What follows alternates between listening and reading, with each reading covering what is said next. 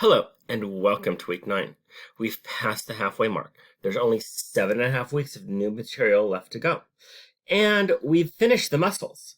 So with that was probably the most intensive unit just because there's so much with the muscles, because there's a place they are, an action, an insertion, and origin. So we're done with that. Now, some of our lectures are going to be consuming, like the brain lecture. Others are going to be simpler, like blood or lymphatics. They're going to be very short chapters. Now, for the module, I've done something a little bit different, and I'm going to continue this the rest of the way. I have your quiz up here, and I have your discussion. Even though the discussion is supposed to be part of lecture, I put it up here. Now, the quizzes from here on out are all going to be due on Fridays at midnight, 11:59 p.m. The discussions are all due on Sunday night. However, it's helpful if you do it earlier in the week. I reply to most of them if they're done during the week or if they're done before like 3 o'clock on Sunday.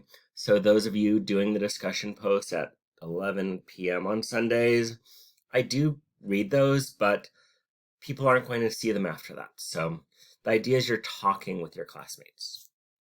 So then our quiz is on muscles. It's on all the muscles. Here's the question. It's going to be repeated 20 times. What is this muscle?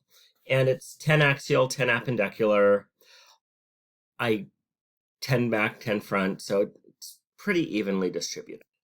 So lecture this today, Monday and Tuesday, is going to be one of those short ones. It's the spine lecture.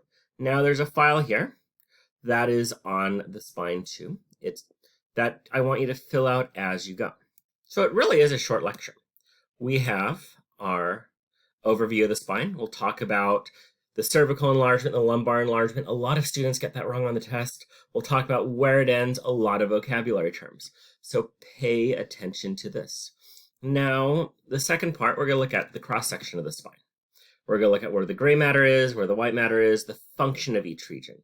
People have trouble with what the posterior horn, anterior horn, and lateral horn is.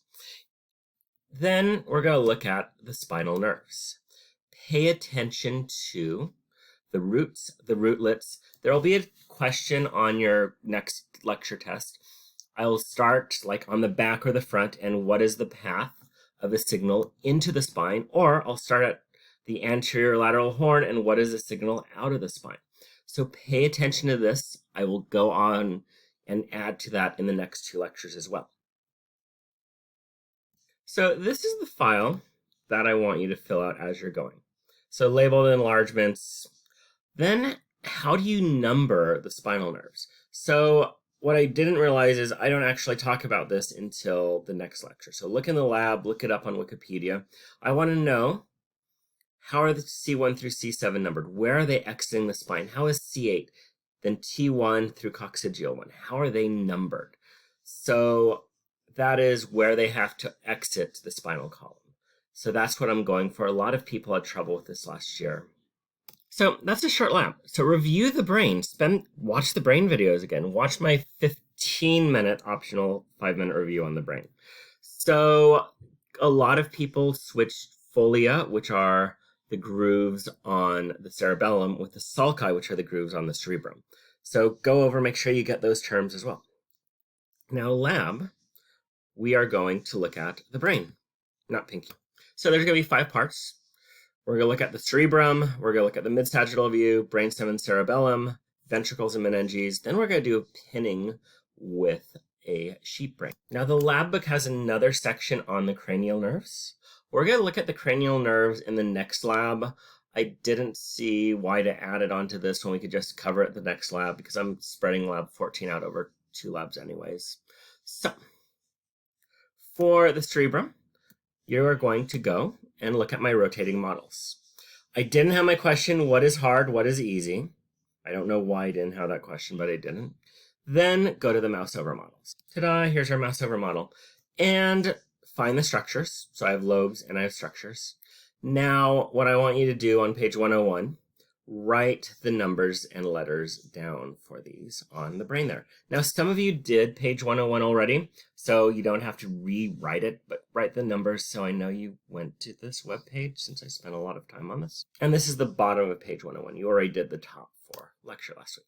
Then we're going to look at the mid-sagittal view. Again, go to my rotating model, find the structures. So find the structures on this one now. And again, watch all my videos too. I spent time to basically go over these structures with you. So the brainstem, watch my video, find the structures on the mouse over models and write them on page 104.